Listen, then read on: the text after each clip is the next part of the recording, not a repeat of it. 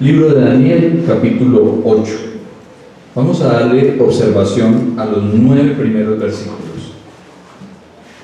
¿Qué les parece si yo leo un versículo y ustedes leen el siguiente? Tiene por título, dice así la palabra de Dios: visión del carnero y del macho cabrío. En el año tercero del reinado del rey Belsasar, me apareció una visión a mí, Daniel, después de aquella que me había aparecido antes. Vi en visión y cuando la vi, hasta Susa, que es la capital del reino de la provincia de Irán. Vi pues en visión, estando junto al río Uranai. Alcé los ojos y miré, y he aquí un carnero que estaba delante del río y tenía 2 cuernos, y aunque los cuernos eran altos, uno era más alto que el otro, y el más alto creció después. Vi que el carnero venía con los cuernos al poniente, al norte y al sur, y que ninguna bestia podía parar delante de él. Ni había quien escapase de su poder, ni hacía conforme a su voluntad, ni se enaltecía. Mientras yo consideraba esto, he aquí un macho cabrío venía del lado del poniente sobre la faz de la tierra, de toda la tierra, sin tocar tierra, y aquel macho cabrío tenía un cuerno notable entre sus ojos. Y vino hasta el carnero de los cuernos, que llevaba la visión a la ribera del río, y corrió contra él con la furia de después. Y lo vi que llegó junto al carnero y se levantó contra él y lo hirió, y le quebró sus 2 cuernos, y el carnero no tenía fuerzas para pararse delante de él. Lo derribó por tanto en tierra y lo pisoteó, y no hubo quien librase al carnero de su poder. Y el macho cabrío se engrandeció sobremanera, que pesando en su mayor fuerza, aquel cuerno que fue verdad, y en su lugar salieron otros 4 cuernos notables hacia los 4 vientos del cielo. Y de uno de ellos salió un cuerno pequeño que creció mucho al sur y al oriente y hacia la tierra gloriosa. Amén. Este capítulo contiene profecías adicionales acerca de el segundo y el tercer imperio que habíamos observado en los capítulos 2 y 7. ¿Cuáles son estos imperios? El segundo y el tercero. ¿Recuerdan?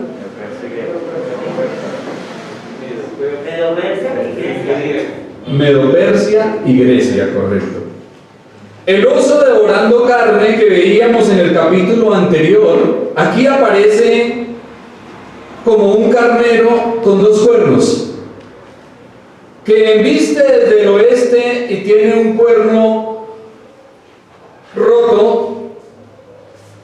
Luego vimos que los 2 cuernos son, el macho cuando lo ataca aparece el carnero con los 2 cuernos. Ya hemos explicado lo que significa el cuerno, ¿recuerdan? Y luego aparece el macho cabrío atacándolo.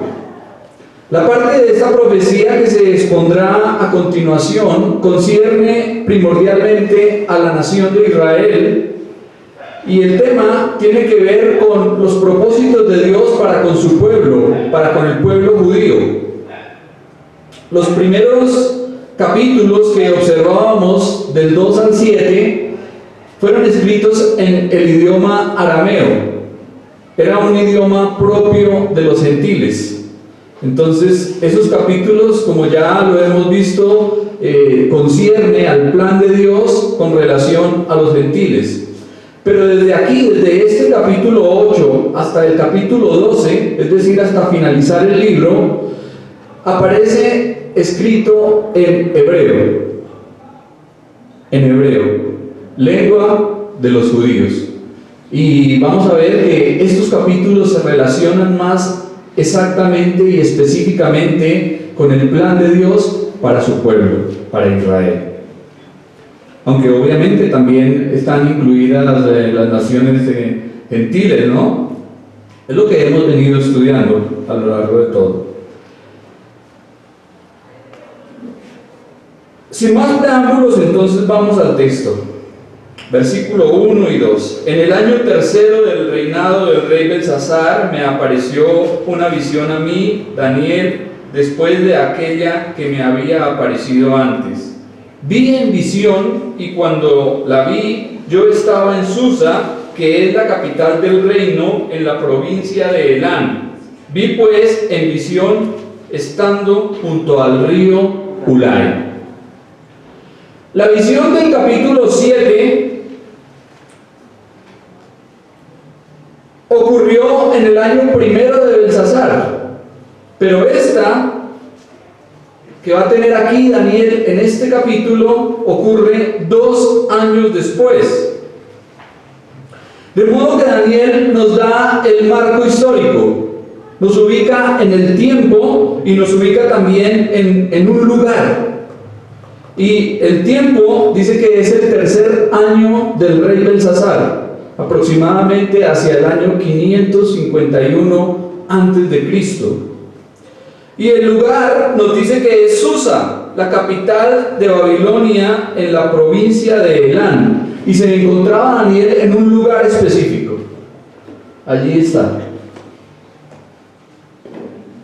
el río Ulai, que se acaba de mencionar. Y de pronto Daniel empieza a ver esto, lo que nos acaba de describir. Ahora debemos notar que esto no fue un sueño. En el capítulo anterior él había tenido un sueño, ¿recuerdan?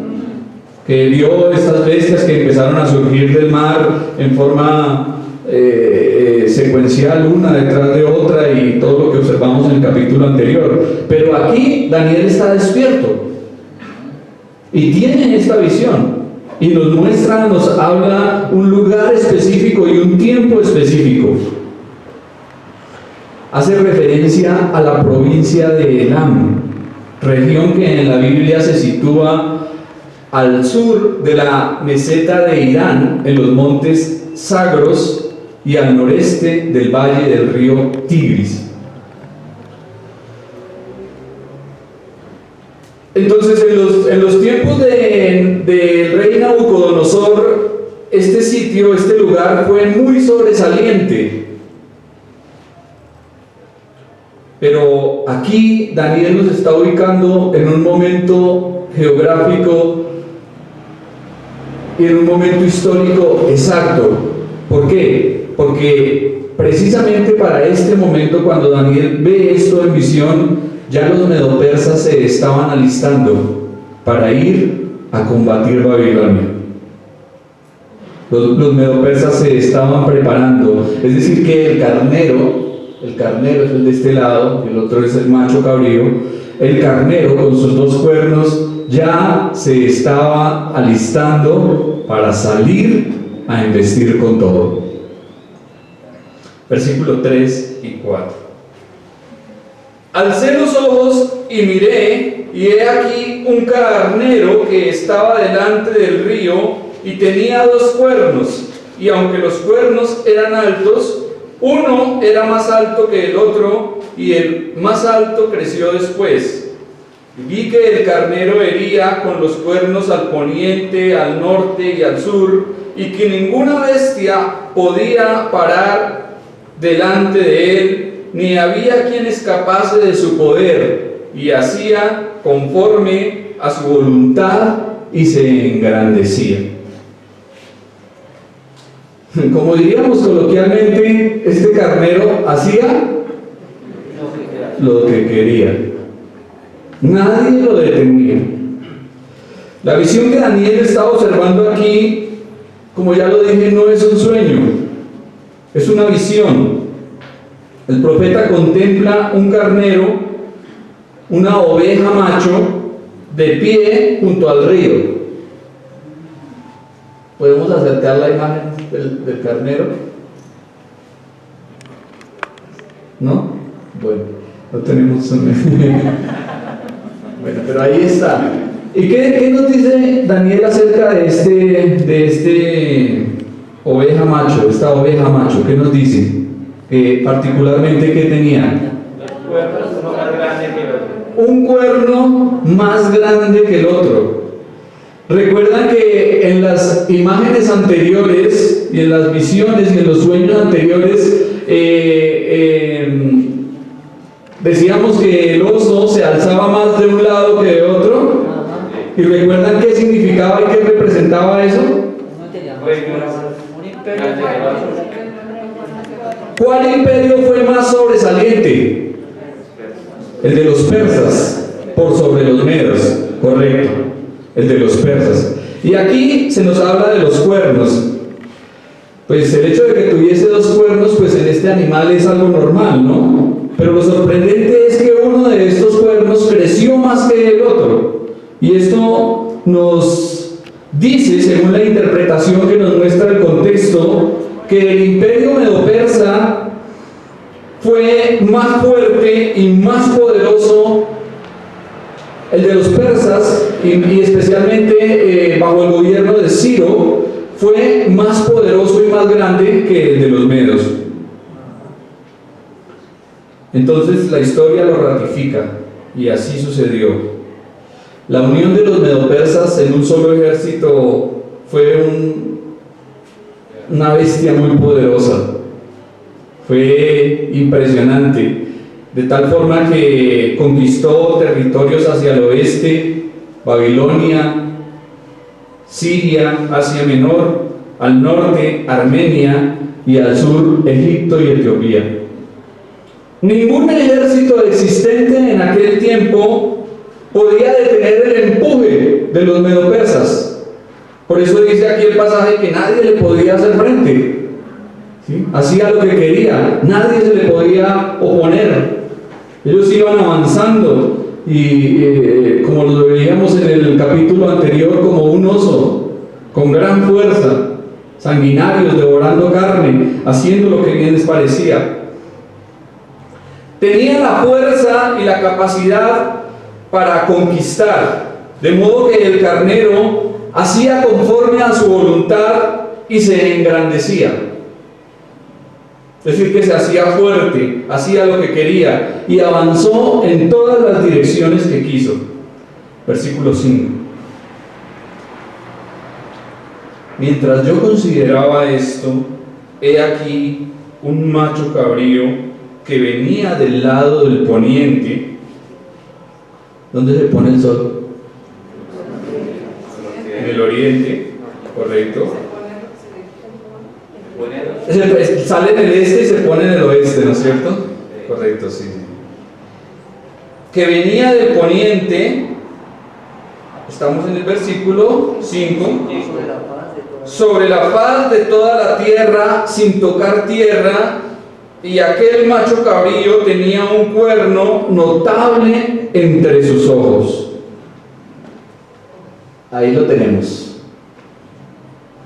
Prácticamente se describe ese macho como volando, dice que no tocaba tierra, y eso nos habla de la velocidad con la que conquistaba, con la velocidad con la que atacaba, con la que emprendía su ejecución, ¿no? El macho cabrío, según el versículo 21, en la explicación que Gabriel le da a Daniel, simboliza y representa el imperio griego, es decir, el imperio que se levantó después de los medo-persas. Por lo tanto, no hay duda que el cuerno notable entre sus ojos se refiere a quién. ¿Quién sería ese cuerno que aparece allí en el macho cabrío? Alejandro Magno, el primer rey de Grecia, quien con velocidad extrema conquistó el mundo conocido en aquellos tiempos. Penetró en Asia Menor con 40.000 hombres, consiguió conquistar todo el imperio persa hasta llegar a la frontera de la India. La expresión sin tocar la faz de la tierra se refiere a la velocidad con la que Alejandro ejecutaba sus campañas militares. Recuerdan que en el capítulo 7 lo veíamos como representado como un leopardo con alas. Un leopardo con alas. Y decíamos, si el leopardo sin alas es rápido, imagínenselo con alas.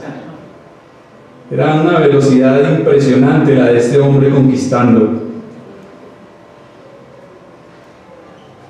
Increíblemente y en muy breve tiempo, con gran poder y fuerza, alcanzó todo lo que quiso este Alejandro. Sin embargo, lo veremos que más adelante, de una manera repentina e inesperada, muere. El cuerno es quebrado. Ahora, ¿qué le hizo el macho cabrío al carnero? Siguiente imagen. Ese carnero tan poderoso que no había quien lo detuviese, que hacía conforme a su voluntad y se engrandecía, de pronto aparece un macho cabrío que lo ataca. Y ahí está, mire. ¿Cómo lo dejó?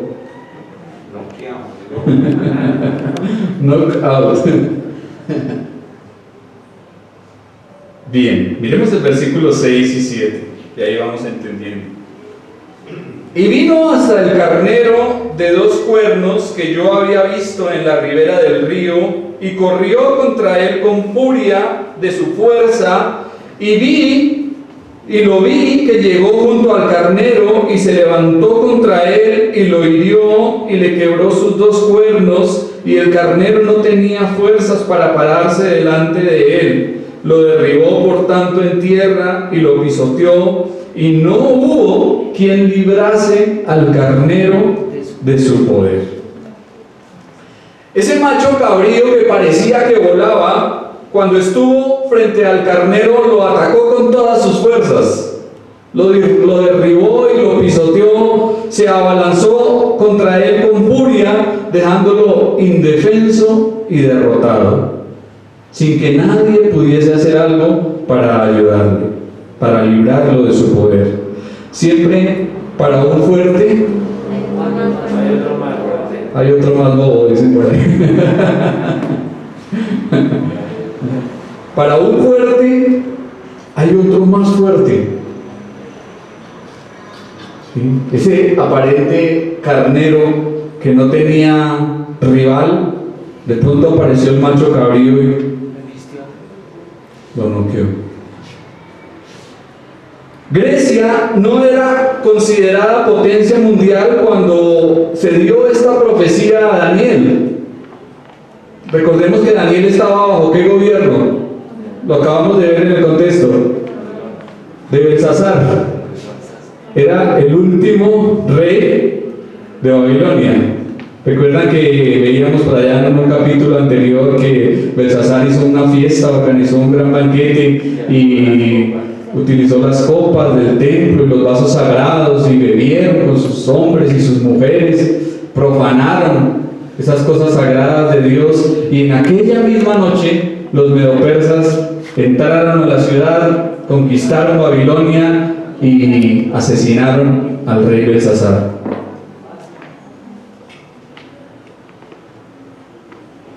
Sin embargo, sabemos por la historia que en verdad Alejandro Magno fue uno de los más grandes caudillos militares de todas las épocas. Este hombre, con apenas algo más de 30 años, en poco tiempo conquistó, hizo y deshizo como bien le pareció. Tenía unas estrategias militares impresionantes. Abarcaba territorio. La primera victoria sobre los persas fue en el año 334 a.C. Después de tomar Asia Menor en su totalidad, aplastó el ejército de Darío III, conquistó Egipto sin batalla, Luego Babilonia, Susa, Persépolis, Ecbatana cayeron ante él. Y luego dirigió sus tropas tomando lo que ahora conocemos como el moderno Afganistán y llegando hasta la frontera de la India. La ruptura de los cuernos del carnero simboliza que Alejandro habría de partir el imperio medo-persa. Lo conquistaría, lo derribaría, y de tal forma que este imperio quedaría ante Alejandro derribado, sin fuerzas, abatido y sin posibilidad alguna de recuperarse. Versículo 8. Y el macho cabrío se engrandeció sobremanera, pero estando en su mayor fuerza, aquel gran cuerno fue quebrado.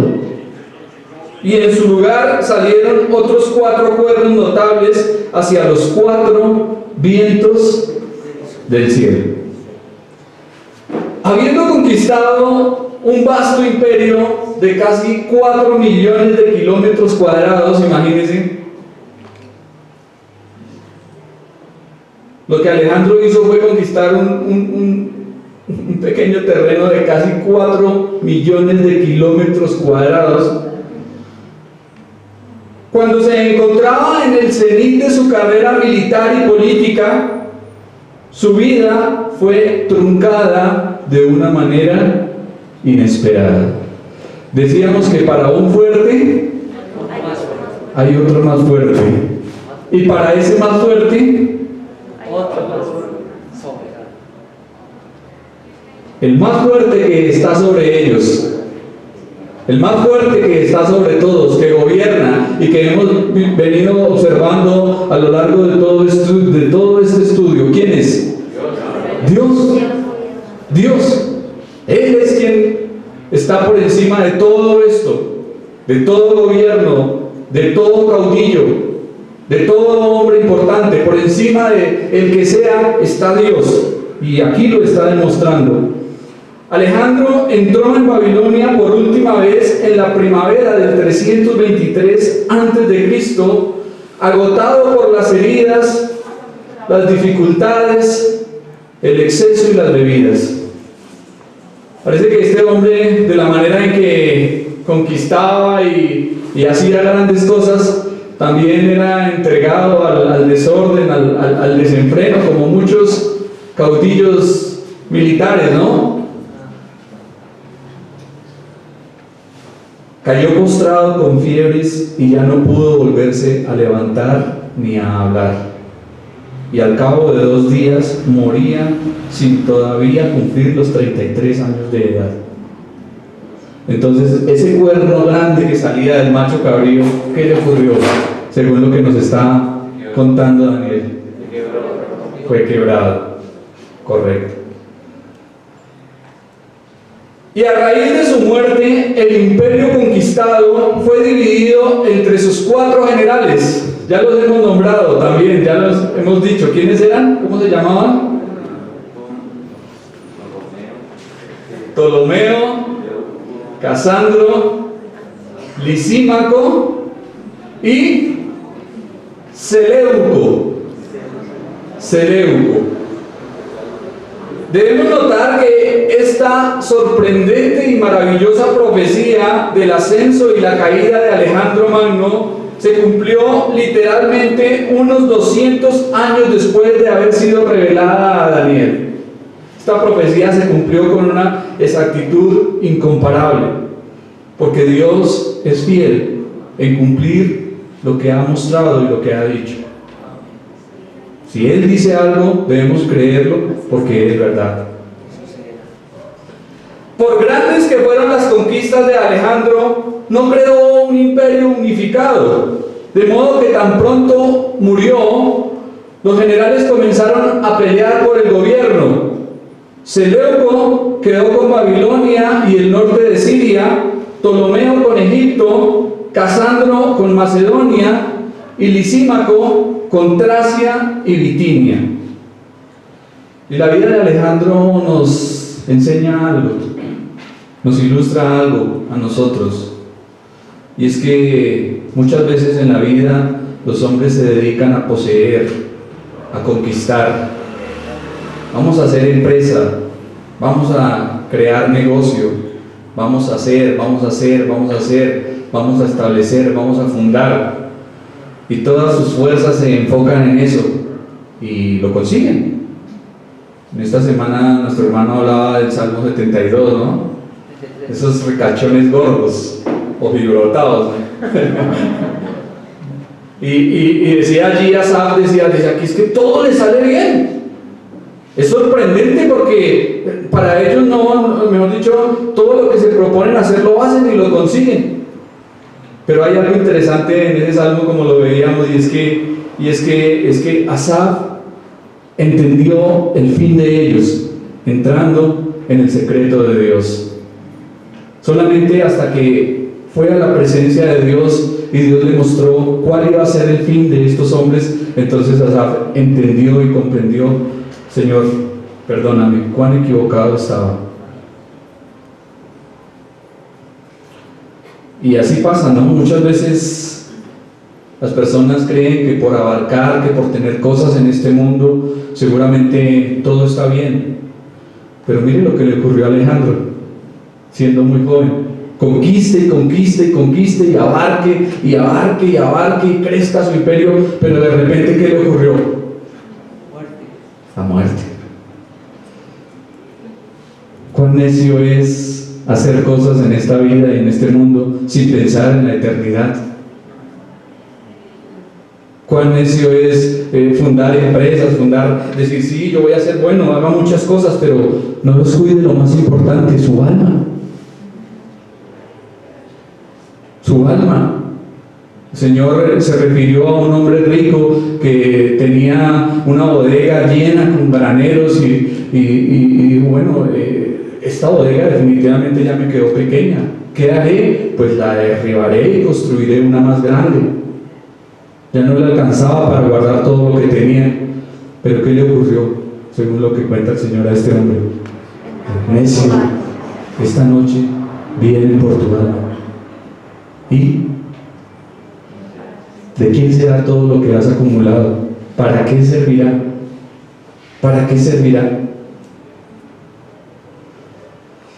Nuestro hermano hablaba ahorita acerca de los propósitos para este año, y ojalá que dentro de esos propósitos para este año que viene tengamos buscar el reino de Dios y su justicia divina, crecer espiritualmente, ser fieles al Señor, obedecerle, servirle, amarle, adorarle.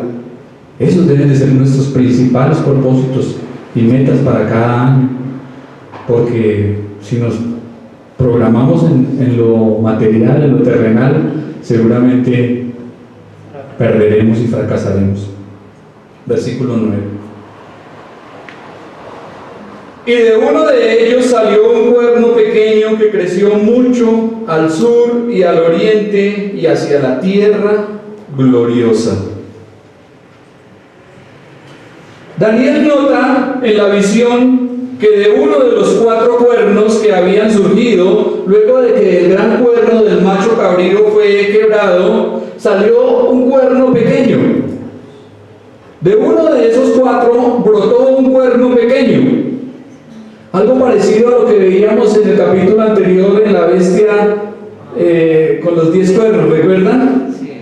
Que la bestia tenía 10 cuernos, pero de repente empezó a surgir un cuerno pequeño que derribó a 3 de los cuernos que la bestia tenía. ¿Y a quién identificábamos como ese cuerno pequeño en la bestia espantosa y terrible del capítulo anterior? El anticristo, correcto. Pero aquí se nos habla de un cuerno pequeño que creció mucho hacia el sur de Egipto y hacia el oriente, es decir, hacia Armenia y hacia la tierra gloriosa, la tierra de Canaán, que era una tierra muy codiciada. ¿Por qué la tierra de Canaán es tan codiciada? Fue tan codiciada y sigue siendo codiciada. Era una tierra fértil, una tierra bañada por ríos, una tierra hermosa. De la dinastía de los Seleucidas, es decir, de los descendientes del general Seleuco, uno de los 4 generales de Alejandro, salió un cuerno pequeño llamado Antíoco Epífanes, el 8º rey de esta dinastía, mencionado también en este libro de Daniel como el hombre despreciable. El título que escogió para sí mismo fue Epífanes. Ese nombre de Epífanes, él mismo se lo colocó, él mismo se lo puso. ¿Y qué significa Epífanes? ¿Hay alguno por aquí que se llame Epifanio o Epifania? ¿No? Epífanes viene de 2 raíces, epi, sobre, y fanes, de fanía o manifestación. Entonces lo que este hombre realmente estaba diciendo al colocarse ese nombre es que él era Dios.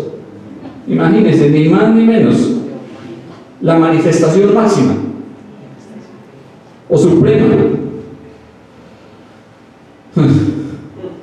Yo loco, ¿no? Y fue alguien tan despreciable que los judíos y otros lo llamaron Epímanes, que significa el loco. Se caracterizó por su odio y persecución contra los judíos y fue uno de los más grandes perseguidores conocidos en toda la historia de la nación de Israel. Fue uno de los más grandes perseguidores de Israel. Tal iba a ser el sufrimiento que traería al pueblo de Israel, que prefigura al cuerno pequeño del futuro. Es decir, que este cuerno pequeño que aparece aquí en el macho cabrío prefigura, ¿sí?, y es un tipo del anticristo o cuerno pequeño que, como ya lo dije, observábamos en el capítulo anterior. Luego de un rotundo fracaso en el intento de invadir Egipto, Antíoco quiso desahogarse embistiendo contra Jerusalén, destruyendo las murallas y profanando el templo. Sentía un intenso odio por el pueblo de Dios. Algo que lo caracterizó durante su vida a este Antíoco Epífanes fue su odio desbordado hacia el pueblo de Dios. Aprovechando que los judíos estaban adorando durante el día de reposo, ordenó la muerte indiscriminada de hombres, mujeres y niños. En total, asesinó a 80.000 judíos y vendió a otros 40.000 como esclavos. Imagínense. Además, saqueó el templo llevándose gran parte de los utensilios sagrados. Esos utensilios que, como ya lo habíamos visto también al comienzo del libro, que eran tan especiales y tan importantes, este hombre llegó y saqueó con todo. En su deseo de exterminar el judaísmo, profanó el santuario y abolió el continuo sacrificio. Dijo, no, un momento, paren de ofrecer sacrificios, no más. ¿Y qué hizo? Levantó o erigió una estatua de Zeus en el altar del holocausto y ofreció un cerdo sobre el altar, un animal que para los judíos era inmundo. Este hombre sacrificó un cerdo sobre ese lugar santo y sagrado de Dios. También estableció que los judíos fuesen obligados a ofrecer un cerdo cada 25 días para conmemorar y celebrar su cumpleaños. Con todo, aún así, no logró doblegar a los judíos fieles que se unieron para luchar contra él. Y en ese tiempo de Antíoco Epífanes surgió, bajo el sacerdote Matatías, lo que se conoce como la guerra de los macabeos. Los judíos estaban luchando por no hacer lo que Antíoco les quería imponer. Estos judíos fieles rehusaron a someterse al sistema religioso impuesto por Antíoco, y todos ellos sufrieron mucho, pero este periodo de persecución lograría una depuración en la nación de Israel, y lo que fue también un tiempo de matanza vino a ser un tiempo de florecimiento espiritual, porque la fe de muchos judíos se afianzó y se afirmó en Dios. Entonces vemos que Dios todas las cosas las encamina para bien. En realidad, Antíoco Epífanes, un gobernante malvado, es el prototipo del anticristo que aparecerá al final de los tiempos. Ya hemos dicho que Satanás es un imitador de la obra de Dios, y en la Biblia encontramos tipos de Cristo en el Antiguo Testamento. ¿Como cuáles? ¿Qué tipos aparecen de Cristo en el Antiguo Testamento? El cordero, la serpiente de bronce que levantó Moisés en el desierto, el arca, la peña, José. José es un cuadro hermoso de Cristo. Y encontramos muchos tipos de Cristo en el Antiguo Testamento. Entonces, como Satanás es un imitador de la obra de Dios, colocó a este Antíoco Epífanes como un tipo del anticristo que ha de venir.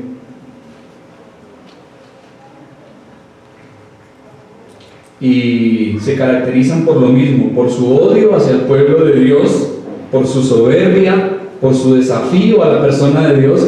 Recuerdan que el cuerno pequeño que veíamos en la bestia número 4, decíamos que hablaba grandes cosas, ¿sí? En contra de Dios, en contra del cielo, en contra de los santos, o sea, blasfemaba y maldecía de una manera impresionante. Y este Antíoco Epífanes también lo hizo. Imagínense llegar a profanar el lugar sagrado, la casa de Dios, de esa manera tan cerda, tan horrible. Es necesario preguntar por qué Dios no solo permitió la aparición de un mitómano como Antíoco Epífanes, sino que además lo predijo desde tiempo atrás. ¿Por qué no actuó frente a semejante personaje tan profano y tan blasfemo, cortándolo antes de que hubiese hecho tantas atrocidades? ¿Por qué Dios permitió esto? ¿Cómo fue posible que se le permitiese destruir Jerusalén, profanar el santuario y hacer lo más grotesco en un lugar tan sagrado y tan especial como era el templo? Y peor aún, ¿por qué se le permitió masacrar indiscriminadamente al pueblo de Dios como lo hizo? Buenas preguntas, ¿no? Pero más que un por qué, siempre hay en Dios un para qué. Hay un propósito. Y realmente detrás de tantas cosas malas, Dios estaba tratando con su pueblo Israel. Los creyentes verdaderos no cederían ante la presión de abrazar ninguna religión pagana impuesta por un loco, y su fe para Dios sería hallada en alabanza, en gloria, en fidelidad y en lealtad para su Dios, el Dios verdadero, el Dios de Israel. Desde que Daniel vio todo esto hasta que sucedió, podemos pensar cuánto tiempo tuvieron los judíos para aceptarlo y creerlo. ¿Cuántos años pasaron? Bastantes. Y sin embargo, ¿qué hicieron? No lo hicieron, no lo creyeron, no lo recibieron. Y así como ocurre ahora, nosotros tenemos la palabra profética más segura. Y nosotros ya sabemos por la palabra de Dios lo que ha de suceder y lo que va a pasar en el mundo.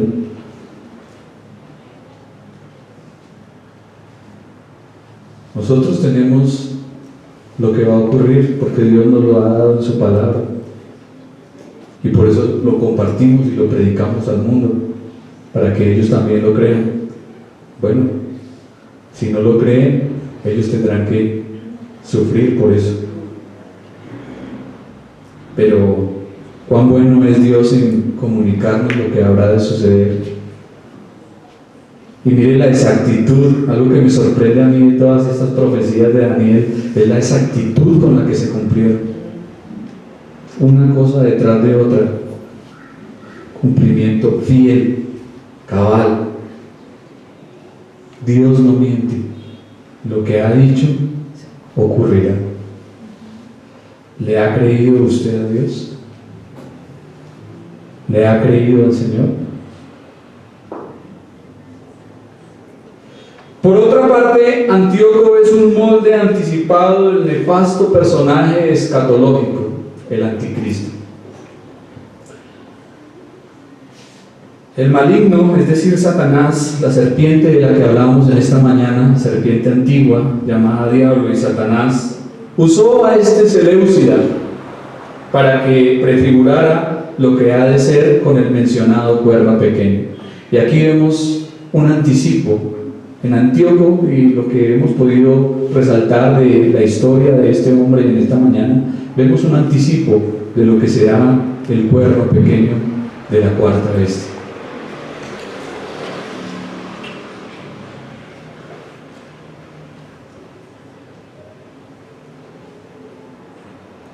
¿Qué podemos concluir de todo esto?